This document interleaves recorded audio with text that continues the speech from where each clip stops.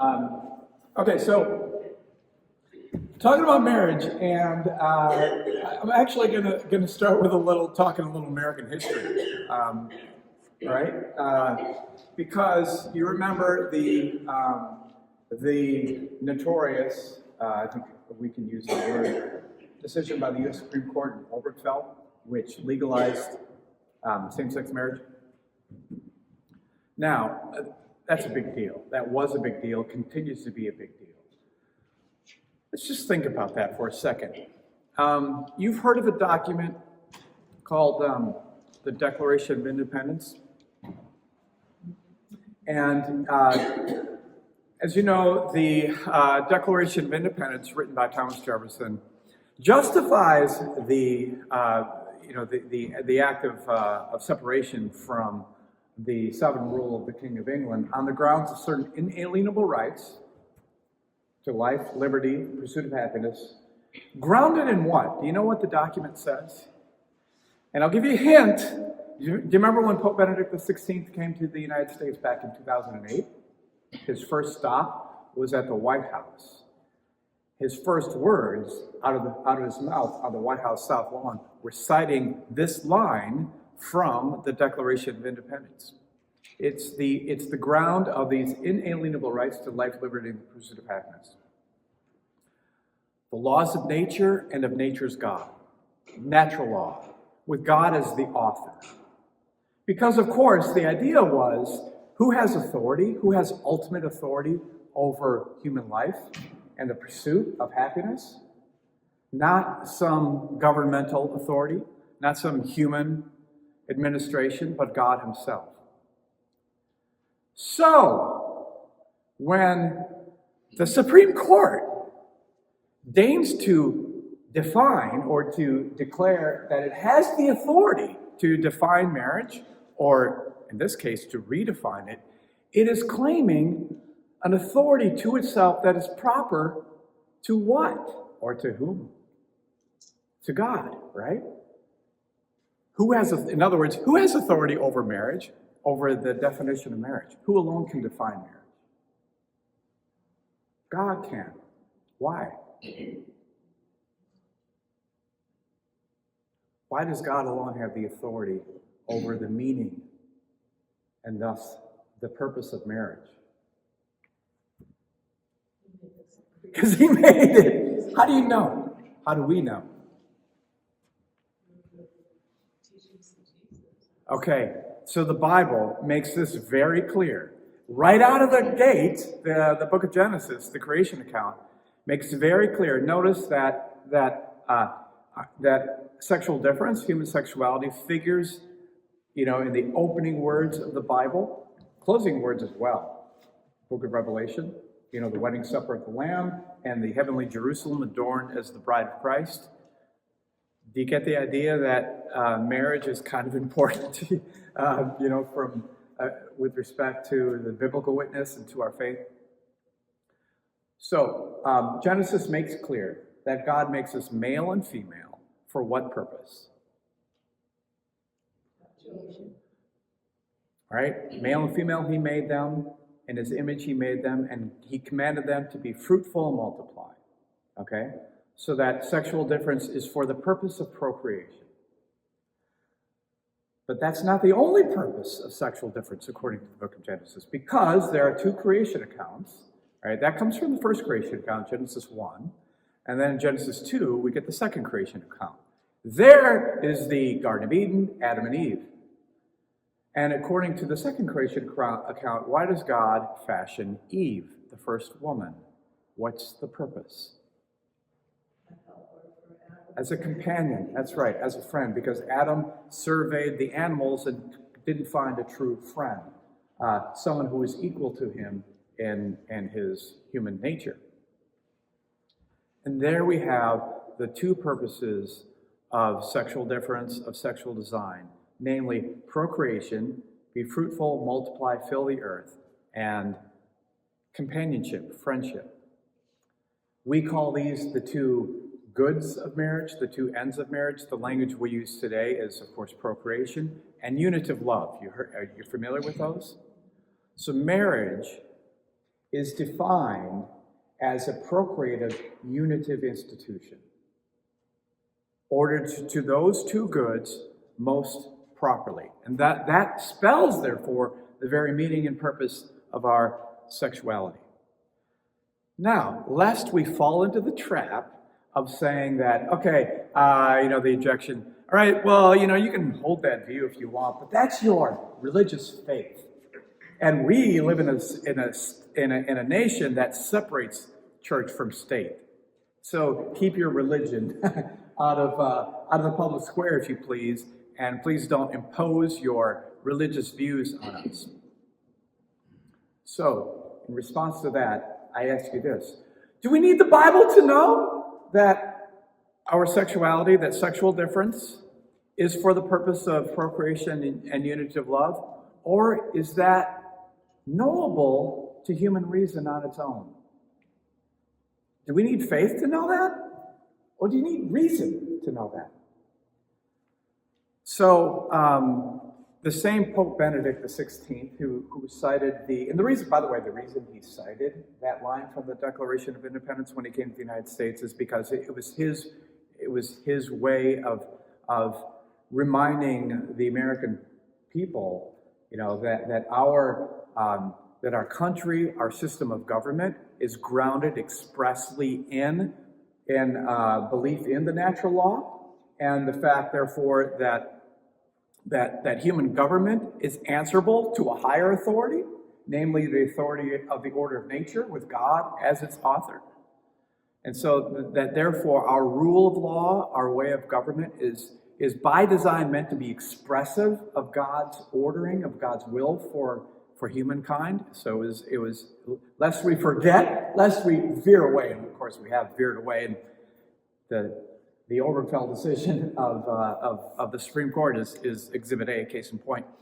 And this was something Pope Benedict constantly did when he made these high-profile state visits. When he went to the Parliament in England, he did the same thing. When he went to the Bundestag in Germany, he did the same thing. When he went to the United Nations, when he came to the United States in 2008, I paid a visit to the United Nations in New York, and did the same thing there. The natural law as the ground for universal human rights. Okay. So the same Pope Benedict XVI, in 2012. So this was just really a couple months before he announced his that he'd be abdicating the throne of Peter. He gave an address to the Roman Rota. This is the Supreme Court of the church, handling cases of canon law. And there he spoke about the fact that our current culture has been taken over and is hostage to what he calls a new philosophy of sexuality.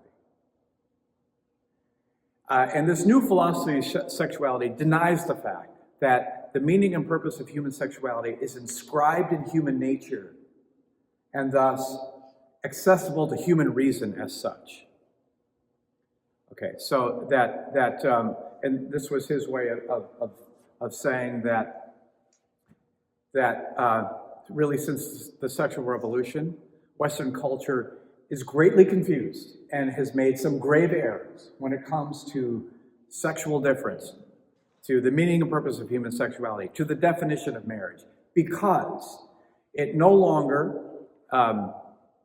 according to this new philosophy, it no longer regards nature, the order of nature, and thus God, as determining its meaning, and thus procreation and unity of love together, but as, what is it? You people tell me. According to the culture in which we live, sex is for what purpose?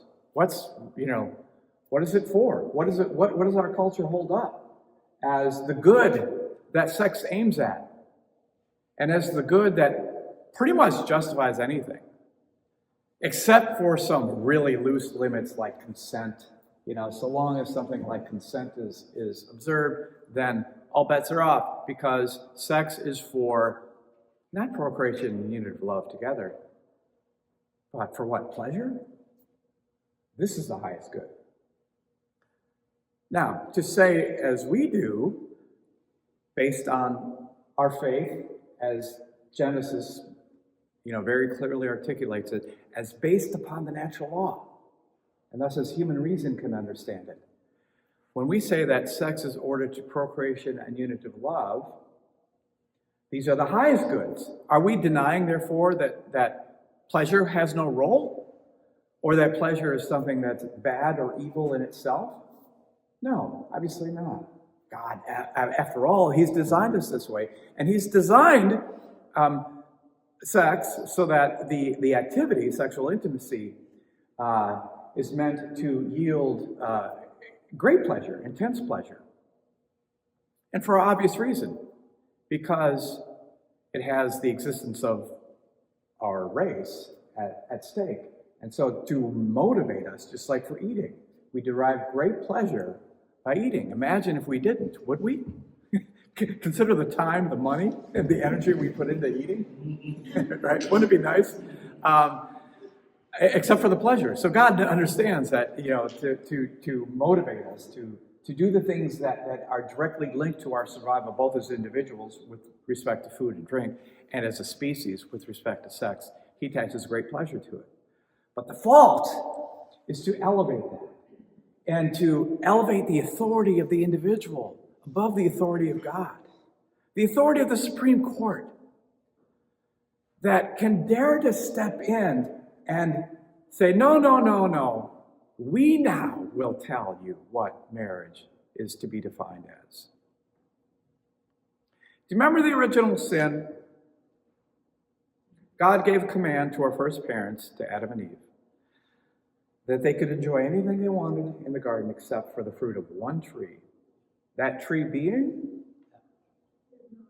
the tree of the knowledge of good and evil. So there's a lesson there. The lesson is not that God is just arbitrarily chooses one tree, right, to teach them who's boss. Like, okay, that, right? That's the tree.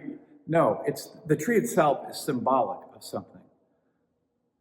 Because it's the tree that represents the knowledge of good and evil. That's knowledge that who alone has? God. So to eat from that tree is to assert that one is equal to God, that one is God. It just happens over and over and over again in the course of human history. And in the case of, like, the redefinition of marriage, with the Supreme Court. That's why this is a big, big deal. Now, the Supreme Court can, it can arrive at a decision under the illusion that it has an authority that it in fact doesn't have, if it wants to. I call this the Caligula thing, What I mean is, you remember the Emperor Caligula was a rather insane, very morally depraved individual, and among other things that he did, he tried to name his horse Incantanthus a Roman consul. Okay? Did Caligula, as Roman emperor, did he have the authority to make his horse to be a Roman magistrate, a Roman consul? Did he have that authority? Let me put it this way. Can a horse be a Roman senator? No. Why not? You have to be rational, right? It lacks the requisite nature. Caligula can pretend all he wants that he can make his horse a consul, but in fact, the horse lacks the proper nature. So it's just a big game. So too, the Supreme Court can pretend, if it wants, to redefine marriage. But in fact, only a union that is by design procreative and unitive satisfies the definition of marriage, as determined by God, who's the author of it. That's why I call it the Caligula thing. And we are under no illusions, just as, Romans in the day who were sensible enough under no illusions to go along with the game of a horse being a Roman consul.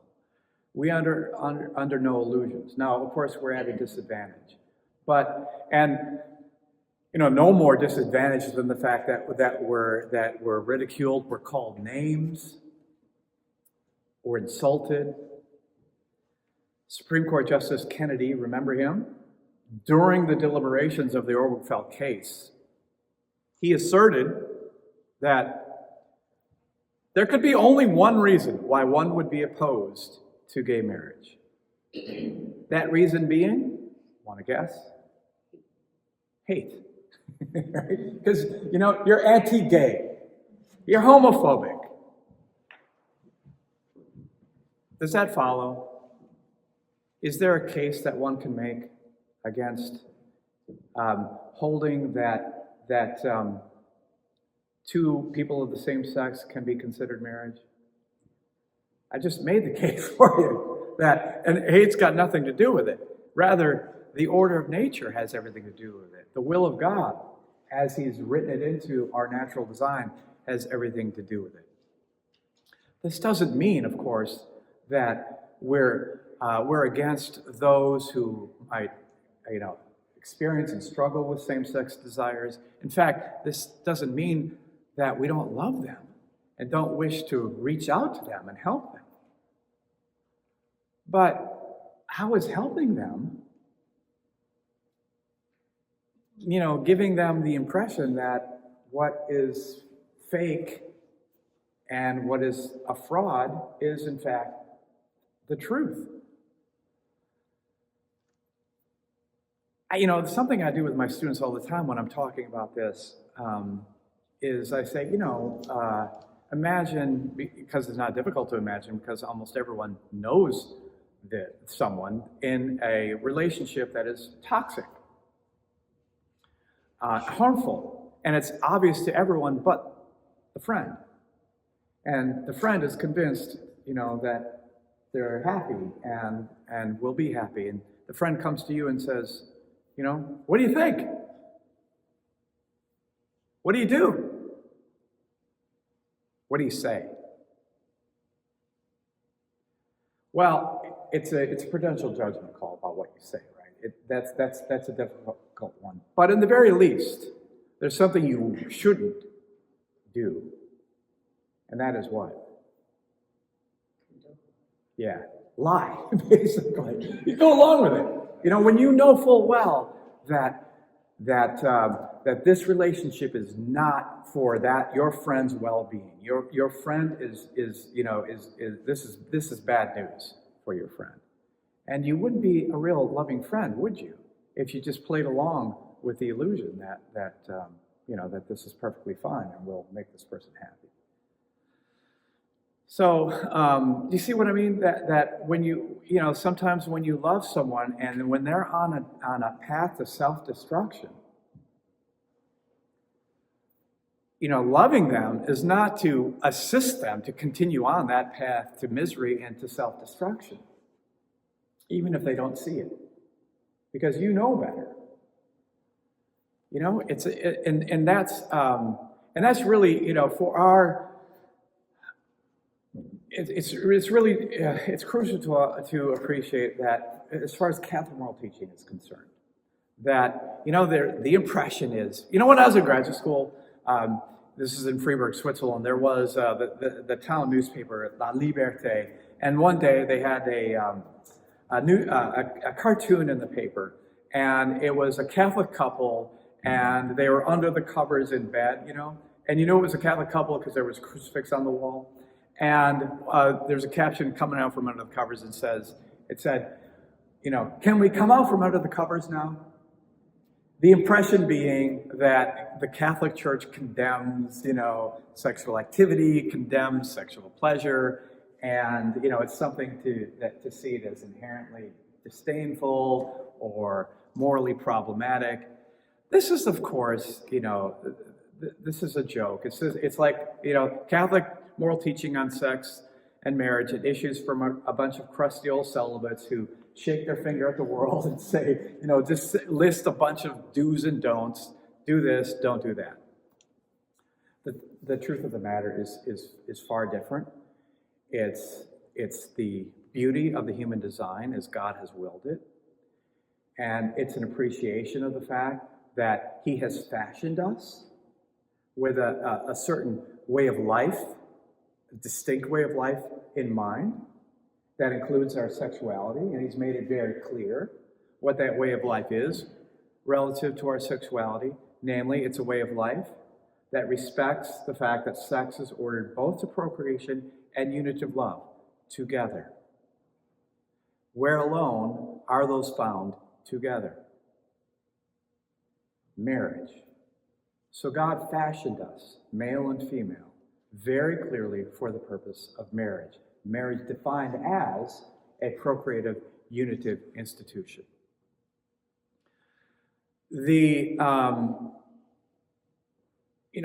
Of course, we're living in an age that really denies not simply the procreative meaning of marriage, or at least its normative value, because that's really what we're talking about here. That marriage is established by God as the normative good of human sexuality. What I mean by normative good is it's the standard of measure. It's that which determines good sexual behavior from bad sexual behavior. And any sexual behavior that respects sex as ordered to marriage as a procreative unit of institution is ordered to our happiness and our genuine fulfillment and flourishing. And any sexual act that doesn't contributes to our misery. We live in a culture that flatly denies it. My response to that is, how's that working out for you? How much more evidence do we need that this is not working?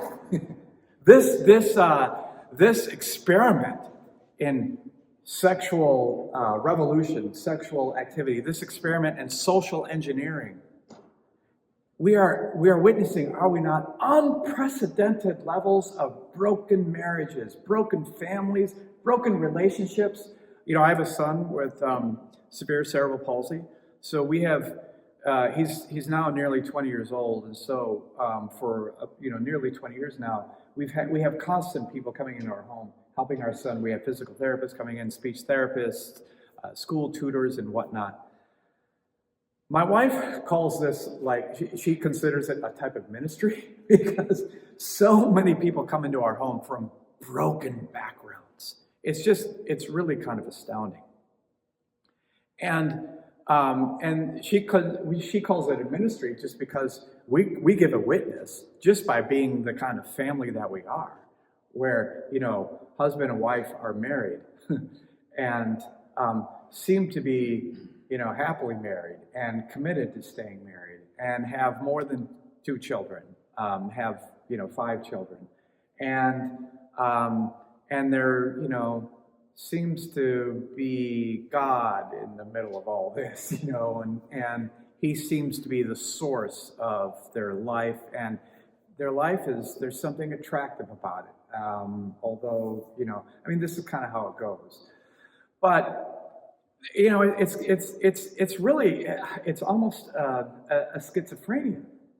On the one hand, there is, it's such an obviously failed experiment that Western culture has put us on with what Pope Benedict calls this new philosophy of sexuality.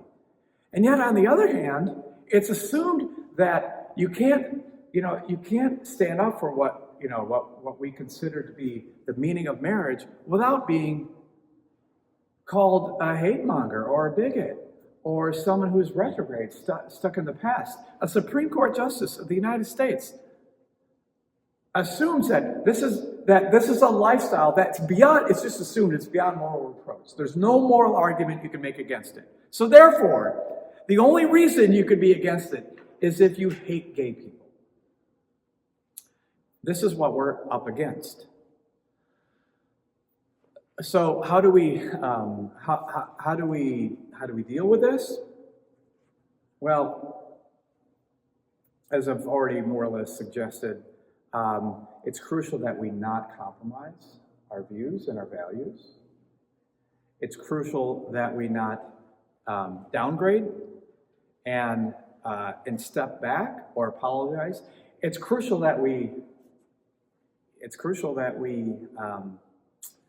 cultivate the courage that is necessary to do that.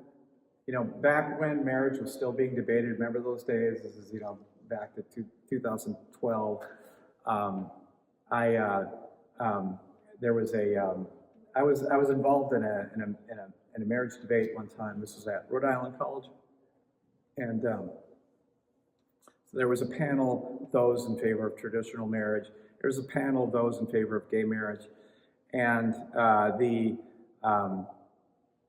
couple of interesting things happened from that. One of them was, a person came up, two people came up to me afterwards, and one just sort of noted from an objective bystander's point of view. He said, you know, I noticed that your side were talking about like marriage, the institution. That side, they were just talking about themselves. Another person came up and said, you know, because I brought up the Caligula thing. So I just, all I got out of my mouth was Caligula had a horse. And then I was shouted down. I think maybe where they thought I was going with it was like bestiality or something, and I was going to draw a comparison. But some person came up to me afterwards and said, did you ever finish your point about the horse? You know, as a matter of fact, I didn't, you know. But then also, Maine, the state of Maine had marriage on the referendum in 2012. So I was invited, you know, thanks to Lori's husband, who was working for the diocese at the time. I was invited up to give certain talks on marriage at various parishes in the Diocese of Portland. And at every single talk, Catholics for Marriage Equality showed up. Now, you know, I'm an academic, I'm a professor. You know, I can handle objections, disagreement, you know, all day long. But they have to be respectful, right? We have to be able to have a civil conversation. And these people were kind of obnoxious. And, I mean, just really, like, just finger in the face. And I have to recount one story for you. Okay? Prepare for it. You know, this is going to have, there's going to be a hard landing with this one. But so this lady comes up and she says, the only reason you're opposed to gay marriage is because a penis fits into a vagina. So I'm taking a little back, you know, because even though you're hearing me, I'm talking about sex, I'm talking about marriage, but notice I don't go there with that language. So you want to know what I said to her in response? I said, well, yeah. That's kind of the point. And if you want to go there, you know, what you're saying is there's no difference, you know, and you can fill in the blank. But you see, it really what it comes down to is the meaning of the body. Either there is normative moral meaning with respect to our body and its biological design, or there's not. Which means either you are taking a stand, whether you are consciously aware of it or not, on what it means to be human. And either a human being is an embodied sort of thing, an incarnate spirit, as we like to say. That is a body-soul unity. And that you as a person are both together. And that therefore, your body shares in your moral worth and responsibility because it shares in your very personal identity. And you can no longer treat your body as a plaything or as a laboratory to experiment on, then do it to your very self. And that's where we are we not? The body, the sexual revolution tells us treat your body like it's a playground. You know, it's a toy. Use it for whatever pleasure you want to get out of it. Or treat it like it's a laboratory. Experiment on it. You don't identify with the biological sex. Now, again, just kind of what I just said about taking a stand, what it means to be human. Just see what is implied there. You know, that you know, that you have a male a biologically male-structured body, and yet you as an individual say, I'm a woman. Therefore, your body is alien to your identity. Therefore, you're not a body. You're this kind of autonomous, thinking, choosing self. Therefore, your view of the body is a deeply denigrating one. You can go there if you want, that's your choice. But we who follow the biblical witness, follow our faith, who follow the natural law, accessible to reason,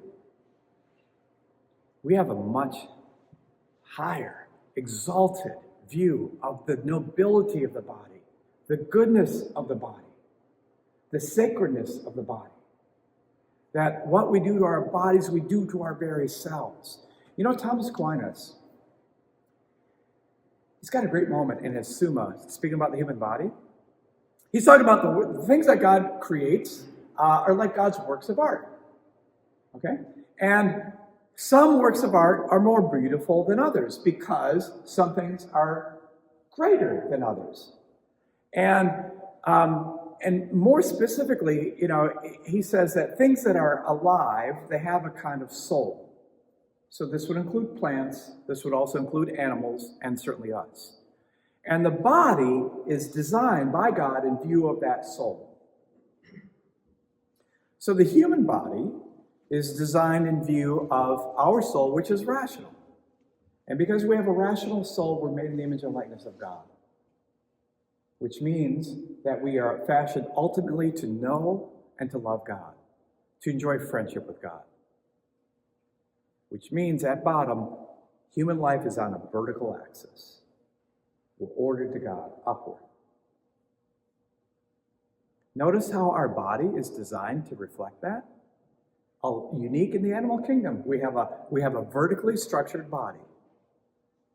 Because we got a hip bone that is designed as it is in no other animal species that allows us to do this, stand upright and erect indefinitely. We have a uniquely designed larynx, which allows for complex speech, whereby we can give auditory form to our conceptual thoughts, which comes from our intellects. We have opposable thumbs, whereby we can fashion things that we can conceive of in our rational minds. So therefore, you know what Thomas Aquinas says? The human body is God's greatest work of art. Isn't that awesome? That the human body is God's artistic masterpiece.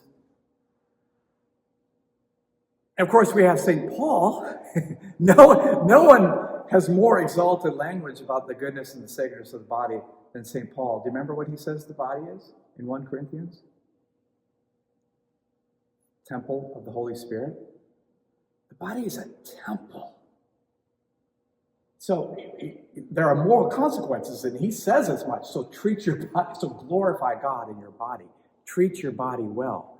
That's what Catholic moral teaching is always commanding us to do, and in the sexual arena included. Glorify God in our bodies. We glorify God in our bodies by respecting the design, what God has designed our sexuality for, which is, yes, for pleasure, but pleasure as subordinate to the higher goods of procreation and unity of love together, always together, can never have them apart. And it's when you have them apart. By the way, there's the key for you for understanding what sexual sins that Catholic moral teaching names. It's an attempt to have either procreation at the expense of unity of love, or usually unity of love at the expense of procreation, to separate the two, rather than to keep them together. So what's important for us is not to cave, and to stand up for what we know to be the true meaning and purpose of sexuality, the true meaning of marriage, how that translates into our relationships. Each of us has to decide. We all know people who are confused on this. My advice is always bring it back when you can to the happiness question, that God wants us to be happy and fulfilled, and he's determined the path to genuine happiness. And this is, well, by happiness, we're not just talking feeling. We're talking about human flourishing, to attain real human flourishing and in our sexual relationships and our sexual lives, and to just kind of bring it back to that God has chosen the path to human flourishing in the sexual arena. That path is marriage, is a procreative unit institution. There's no doing an end around that. And to pretend that you can be happy, flourish as a human being by disrespecting that, by using your sexuality in some other form is just an illusion, and it is tantamount to abusing your body, which is why the church uses very strong language when it comes to sexual sins, because it is an abuse of the body, and thus an abuse of our moral dignity and worth. And to give witness. To witness in our own marriages, in our own families, which is, of course, the most powerful witness.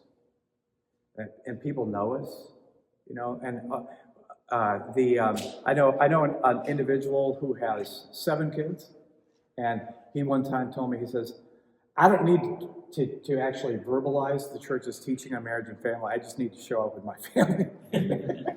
That's the way I teach it. Mother Teresa, you remember she said that you want to change the world, start with your family. And in our relationships, when people come our way, I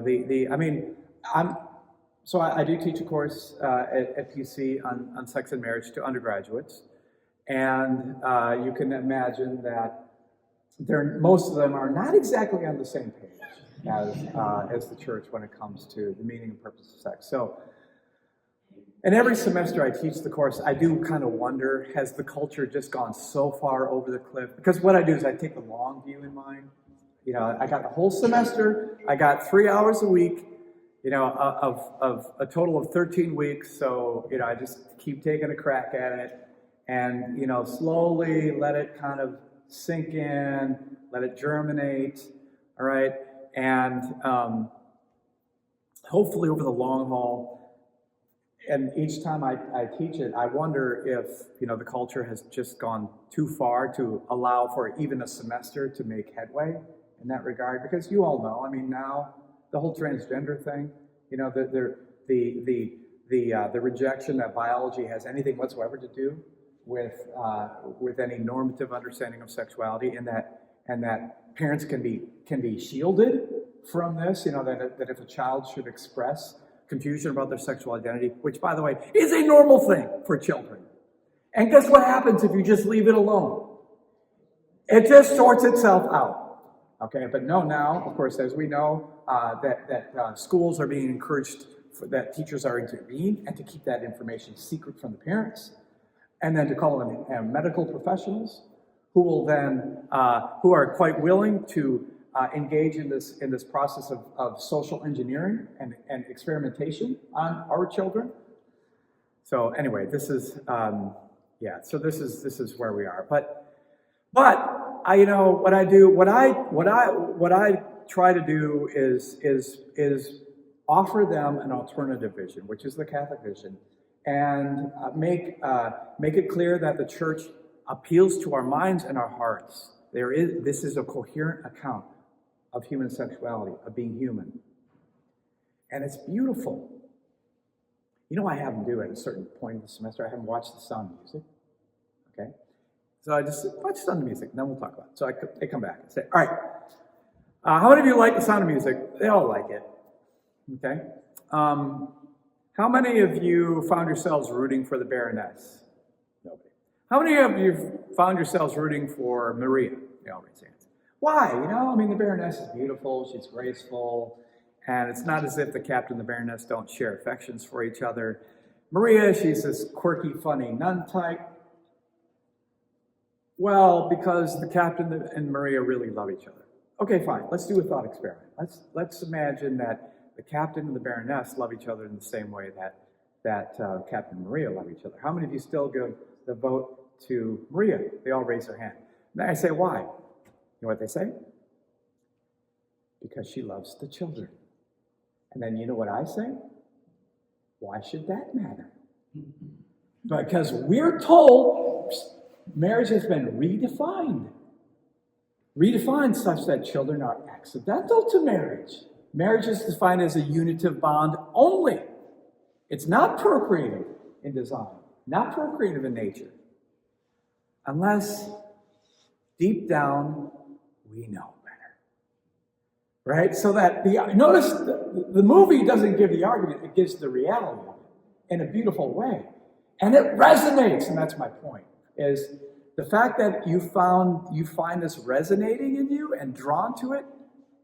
Now maybe you can understand what the church means by natural law, that this is inscribed in human nature as such.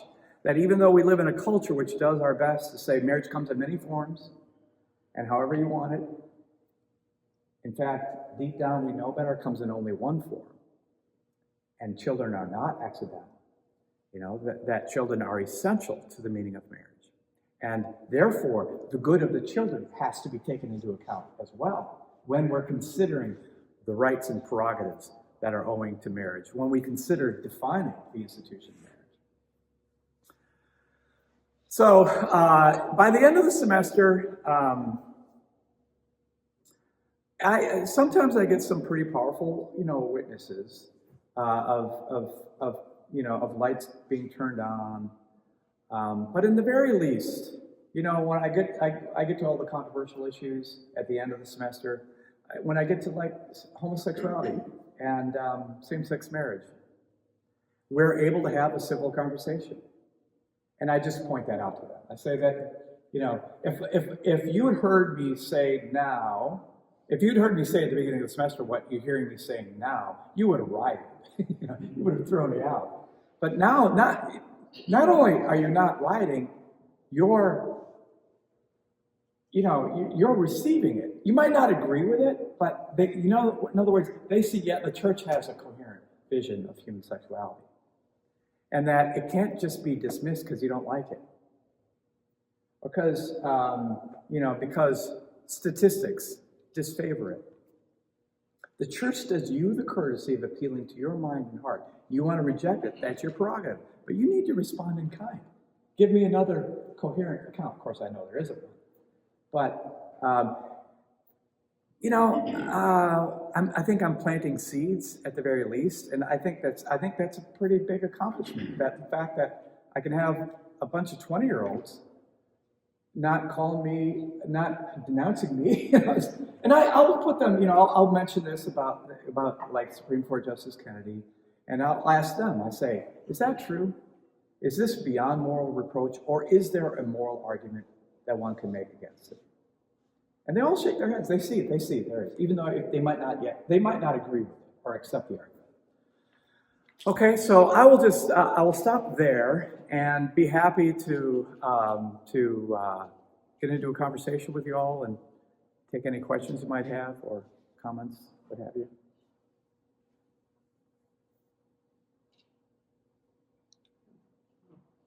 So the difficulty, as you know, we all know someone, and like you said, you really can't condone it, but you have to find the words to stand up for yourself and our true beliefs and whatever. We get invited to gay marriages, and and I'm not just talking about friends. I'm talking about family. I'm talking about things that divide families. And I guess I know what the right answer is. I guess I just don't know how to do it. And this is what we're put in. This is the really, really sticky position we are put in now, isn't it? And I'm sure everyone in the room if it hasn't happened to us personally, we can at least well visualize that happening and appreciate it. I have yet to be invited to a gay wedding, but how could I go? How can we go? Because you're witnessing what you know to be a lie. To just, if I could just say that word, it's a lie. it's a fraud. And now, of course, what we don't want to do is we don't want to send signals that we're rejecting the persons as such,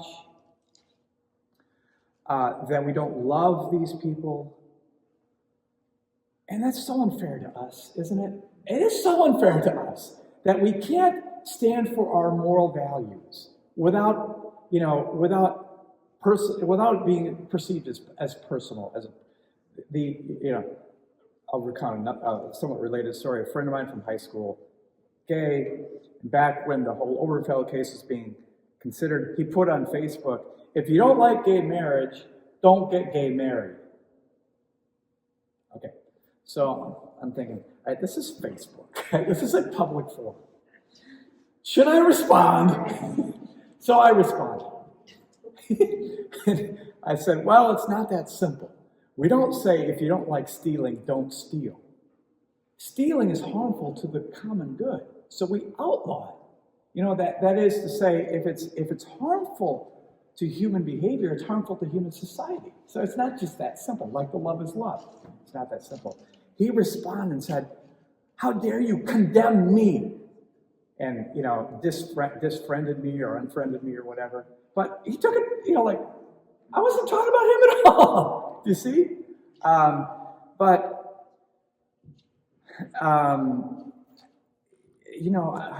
can we? How can we? I think it gives scandal. It's important not to give scandal, to be complicit. My brother got married civilly 14 years ago. And I had to wrestle with the same question there because it was a civil marriage. And of course, for a Catholic, a civil marriage is not a valid marriage. I went, though, because he had abandoned his faith since he was 18. And, there's good argument that one can make that in the case of apostasy, one is no longer held to the form of marriage as the church requires it. But this is, this is what we have to navigate. Now, I think the gay marriage, I think that's pretty clear. I think that's pretty much a no-brainer. But we do our best if we can, and I think it's important to try to make the effort. Look, I hope you can understand that I can't come or we can't come, and here's why. This doesn't mean I don't love you and accept you, and and you're invited into the home, and you and your partner, whatever. But we can't give witness to this because it's witnessing to something we just don't think is real, and that it's not in God's plan. However firm but soft the language has to be. Firm but soft, firm but gentle. It's a favorite expression of Thomas Aquinas when he's talking about how God deals with us. Firm but gentle. Firm but gentle. And it's a great pastoral rule. It's a great yardstick for these sorts of these scenarios that we find ourselves in. And back when I was in graduate school, a friend of mine told me he was gay. So what I said to him was, I wish I could tell you I'm happy for you, but I'm convinced you will never be happy living this way, and so I just have to say that. He was not offended, because he was convinced that I really did believe that, and that I wished well for him. So even though he didn't agree with me, he wasn't offended. So I think as long as they're convinced that you mean well for them, then when you say, I want you to be happy, and I'm really, really convinced that this is not going to contribute to that for you,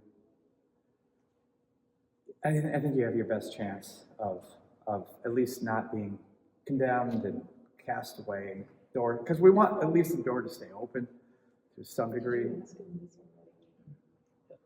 We've talked about it. We've talked about it. So then it goes a little bit further, though. Yeah. I can't be a witness. I can't be in that house that you're getting married in.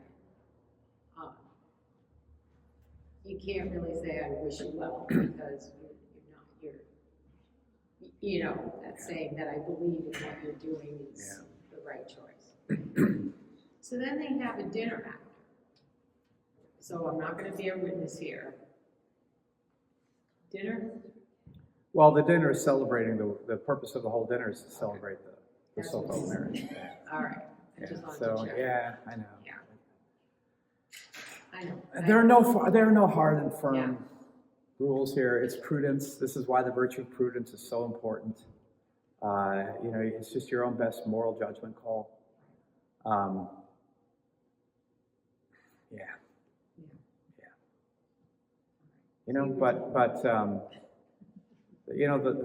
The world turns insane, and it demands that we go along with it. It demands it under threat of, penal action, punishment. See the case in France, the priest who spoke ill of homosexuality, and the attorney general or some high legal official said that he should be punished, brought to trial for it. And then finally, it was the attorney general of France just this week said, no, we're not going to do that. But this is where we are now.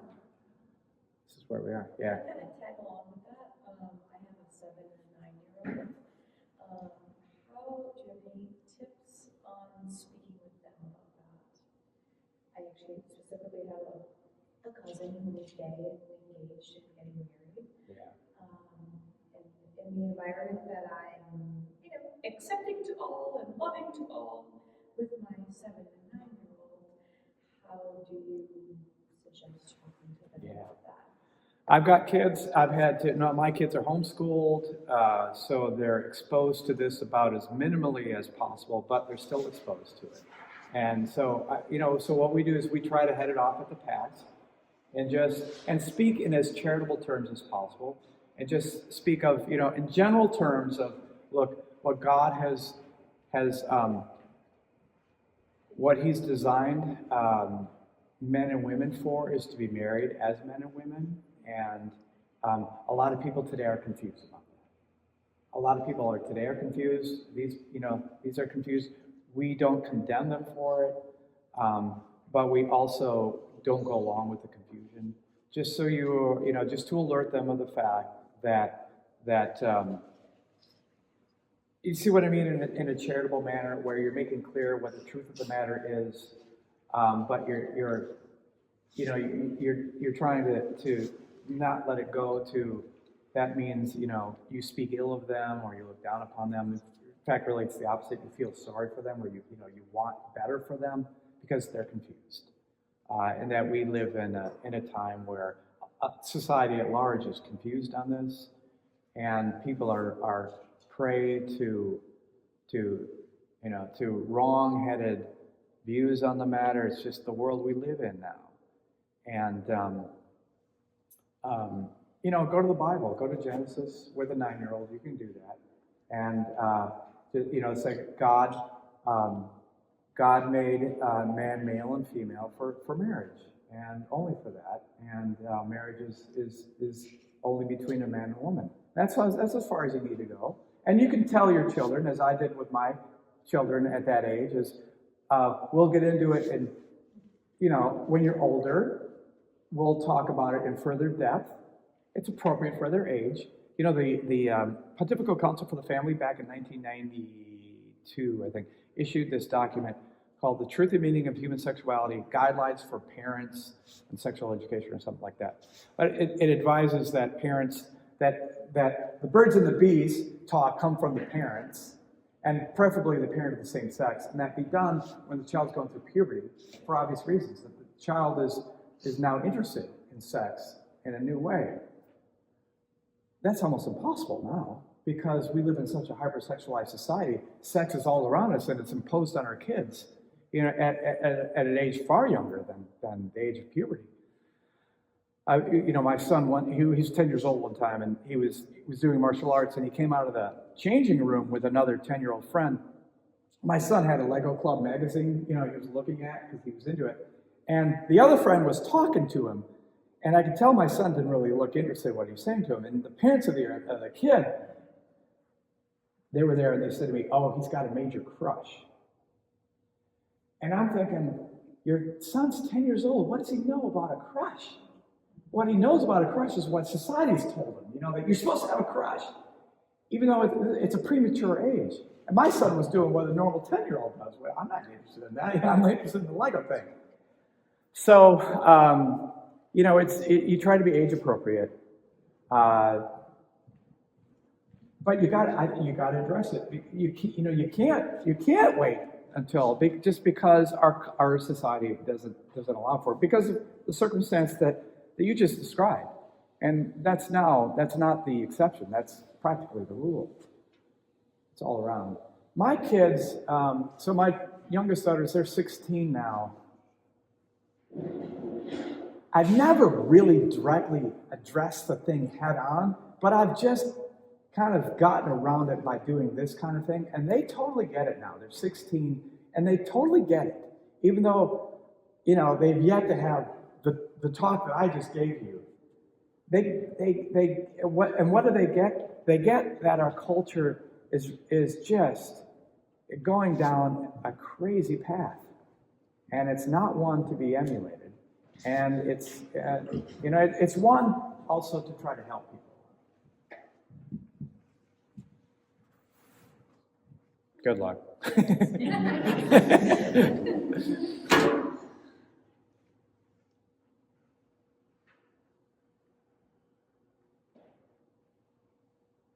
The whole biology thing too. And it's a moment. It's always a teaching moment. It's a moment to articulate and affirm the goodness of the body. That look, your body has been designed by God, and it's part of you, and it's biologically designed. And you've got either an XX chromosome karyotype in every cell in your body, or you've got an XY. Okay, and your identity can no longer be different from that, then your body is not part of you. So you see, that determines who and what you are, and it's beautiful. It's how God has made us. And we live in an age that is, for various reasons, trying to make us confused on this and deny this. But we know better. It's a simple biological fact.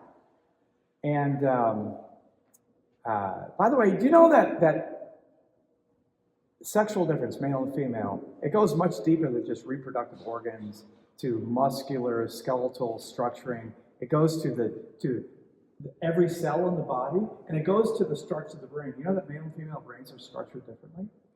And that this makes men good at certain things. This makes women good at other things. As if we're meant to shockers match up for life.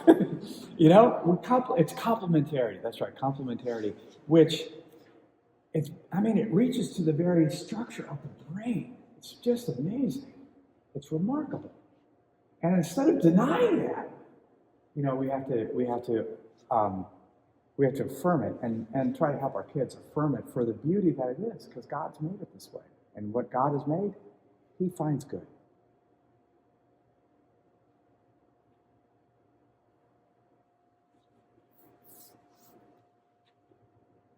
Yes, Larry? A little to divorce and annulment. Divorce and annulment? Yeah. Kind of different. Do you know what annulment is? It's not the Catholic equivalent of divorce. It's a judgment that there was no valid marriage to begin with in the first place. Because for there to be a valid marriage, there has to be the capacity for marriage. There has to be proper consent, and there has to be what we call the proper form. Get married in the right way. But capacity, this means you have to be of a certain age. This means what could render one, what could incapacitate one. Well, a same-sex desire could incapacitate one. Some psychological trauma. I know a woman, she was sexually abused growing up, so she had a deep view of sex. So she married a guy that she was not sexually attracted to because she thought that was good, because of the psychological trauma that had been inflicted upon her from the sexual abuse. Well, that's a defective understanding of marriage. And Pope Benedict, by the way, said that what you're not looking for is you're not looking for idealized capacity. In other words, you don't want to reduce marriage as being possible only among saints. That you're looking for the minimum capacity necessary. And so, because we all have, we all have our fallen condition, we all have our shortcomings, and so we just bear those as best we can. With respect to consent, what we are consenting to is fidelity, that means, and sexual exclusivity. We're consenting to openness to children and to permanence. We live in a culture that encourages us to take a view towards marriage that, yeah, it'd be nice if it works out, but if it doesn't, then we go our separate ways. We're promising sexual fidelity. This is where sexual promiscuity before marriage becomes so problematic. How realistic is it to expect your spouse to be sexually faithful to you if your spouse has not practiced chastity before getting married? Or both of you, that to promise sexual fidelity is realistic only if you've already shown that you have the ability to exercise self-control with respect to your sexual desires. And when when two people are dating and they have sex, what they're saying to each other is that the feelings for sex warrant the action. Well, don't be surprised then if you get married and then you find that same thinking now has led your spouse to let feelings warrant sexual activity with someone else. And openness to children, this is another, we have this new phenomenon of, dinks, double income, no kids, I'm a dink. Have you seen these memes, I'm a dink. I can sleep as late as I want. We can go on vacation whenever we want. By the way, I think they just undermine their own cause, because I hear these people say, I'm a dink and look how great my life is. And I think, what a miserable life. Okay? All of us who are married and parents, do our children not give us the most meaning of our lives? I'll quote my mechanic, who, he's Lebanese, he's Maronite Catholic. One time he's asking me about my kids, and he says, kids, they fill your life. And I thought, I couldn't have said it any better myself. This is as best as it gets. And it's true.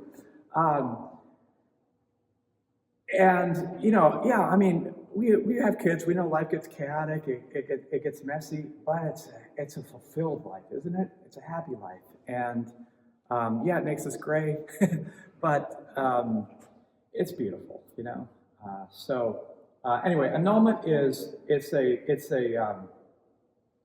it's a judgment that when this couple got married, that one of those criteria, capacity, consent, proper form, one of those, or maybe more than one of those, wasn't satisfied for reasons X, Y, or Z, and that can be easy to arrive at that determination, can be more difficult. The process, it calls in, it's a juridical process, so witnesses are called in, and I've been a witness in a couple of cases. And one time I said to the person who was a friend of mine, now don't do this again. Don't do this again, But, and of course, if there is a judgment by the church tribunal that there was in fact no valid marriage, and the person is free to remarry, really marry now. But a judgment might be reached that it was a valid marriage, because the breakdown of the marriage after the fact, it could be because there was no valid marriage to begin with, or it could be just because of sin. Sin can break down a marriage on its own, so you have a valid marriage, and in which case you're not free to remarry until one of the persons dies. Doesn't the church want me to be happy? I was in a miserable marriage. Yes, the church wants you to be happy. You know where your ultimate happiness will be found? With God in heaven. Keep your eye on the prize of eternal life. It's not worth it it's not worth, jeopardizing eternal life for, human relationships are important, but they're not, it's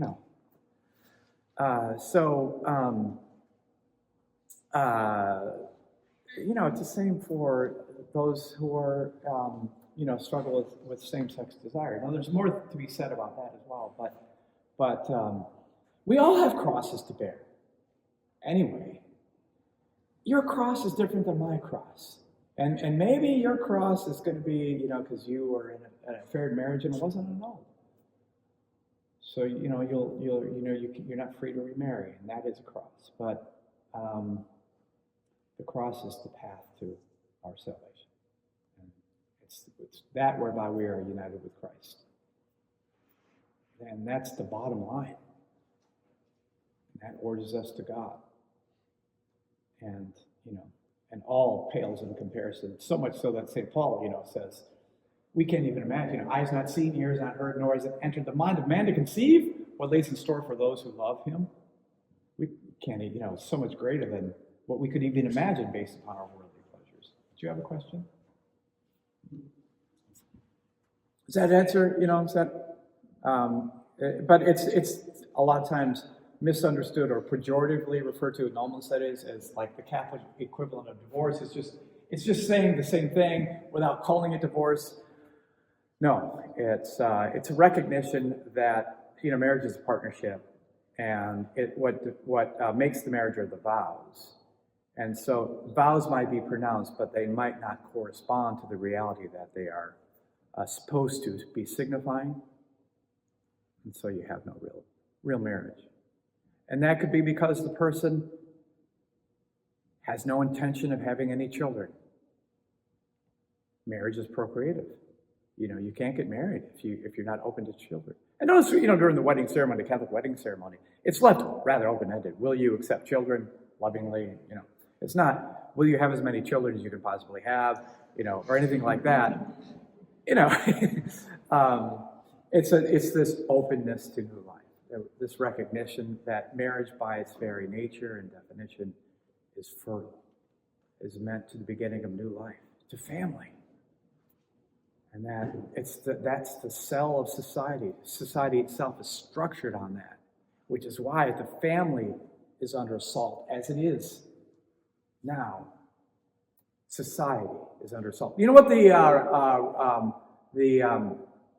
reproduction rate is currently for 2023? It just came out last week. 1.62. What's the replacement rate? 2.1. And we are not an outlier.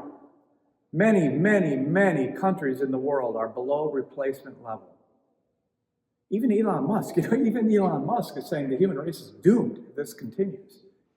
And he's right. There's, we are actually looking at a demographic winter with this whole. We're reaping the fruits of denying the procreative nature of marriage. That procreation is not essential to marriage; it's accidental. And this means it can be between two people of the same sex. It could also be two people of opposite sex, that is a man and woman, but they don't want to have children. It's a union. It's not defined by that at all. So, go ahead. Don't have children if you want. Man, So we have our children.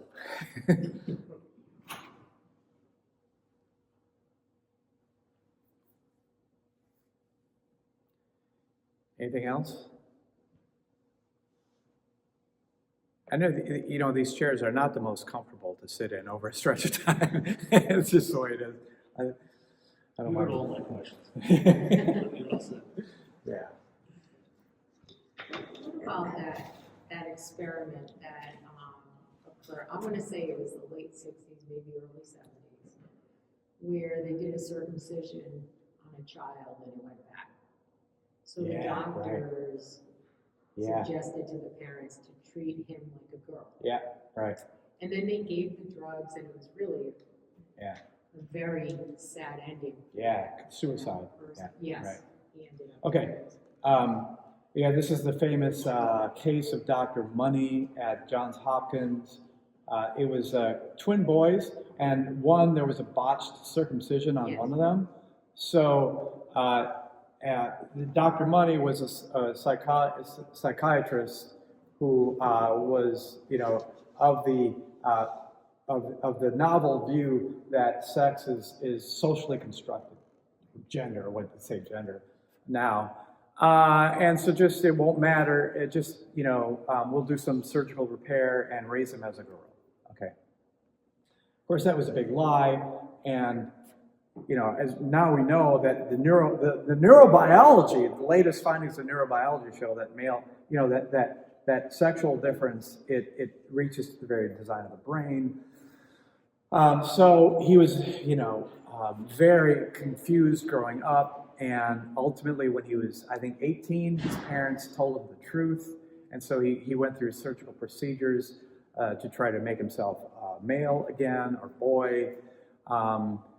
He was just, you're right, very sad, very tragic, very messed up psychologically, and never found, happiness, and ended up committing suicide. This is the, we're thrown this, the threat of suicide as the alternative to not affirming one's gender and their confusion. And I'm not trying to deny that there can't be gender confusion. Gender dysphoria, we call it. But dysphoria means it's a disorder. And the numbers are much lower. Now we're dealing with a social contagion. Brown, this survey they did at Brown last year found that 39% of the student body at Brown University identified as being on the LGBTQ spectrum. 39%. Are those real numbers, or is this a social contagion? Right? So, the suicide thing, this is thrown at us. Know that there is no research whatsoever to back it up, to support it. In fact, there is a higher suicide rate among people who are gender confused. But guess what the data does show? That for those individuals that do undergo reassignment surgery and treatment and all that, you know what the data does show?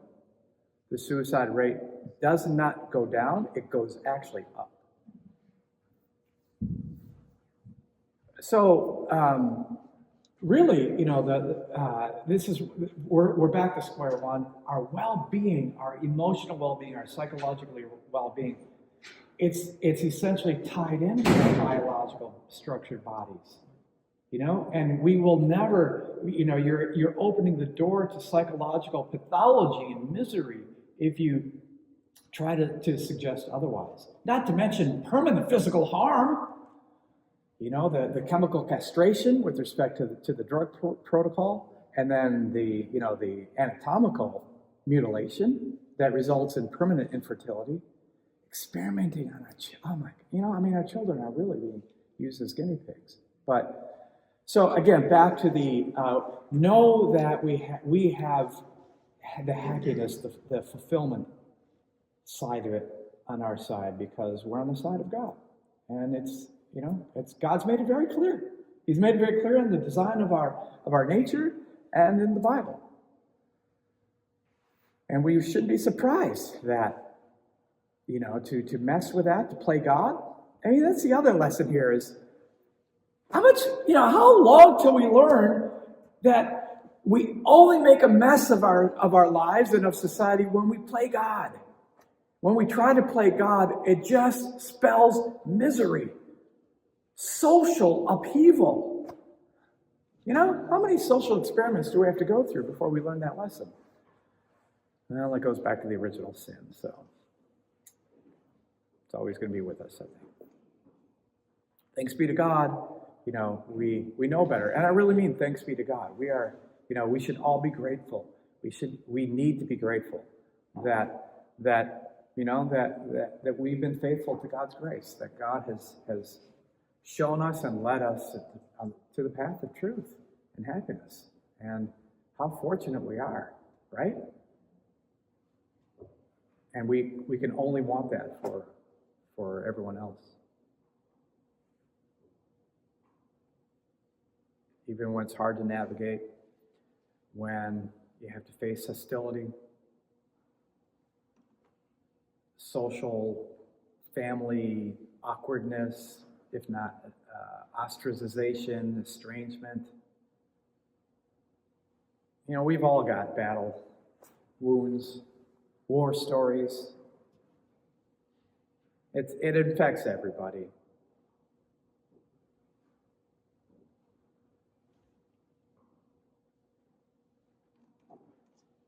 On that somber note,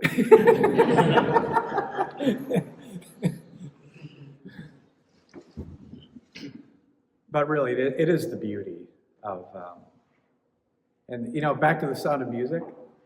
You know, the other thing I'll ask the ladies, you know, like, "But what'd you think about that wedding at the end of the movie? It's kind of nice to have that, wouldn't it? You know, beautiful church, a train that, you know, goes 30 yards right out." Now, of course, that's not realistic, but they all see it's beautiful. Yeah, wouldn't it be nice to have a wedding like that? And it's a Catholic wedding too, notice. Blessed by a bishop, no less, at least in the movie.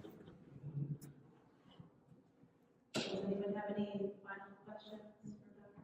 Gondreau? Thank you so much.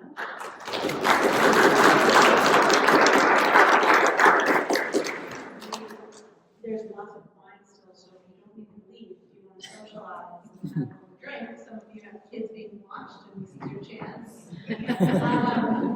But maybe Father give us a blessing. Sure. And then bless us to drink more if we want. I don't think I give you that blessing. No, not that blessing. Good idea. All right, let's say a little prayer of blessing. In the Father, the Son, the Holy Spirit. Amen. Heavenly Father, we thank you for all your gifts, all your blessings. Help us to grow through your grace, to recognize those blessings so we grow in greater trust in your loving will, especially for all those here and their families, in their marriages. Help them to continue to grow in that fidelity that you call them to.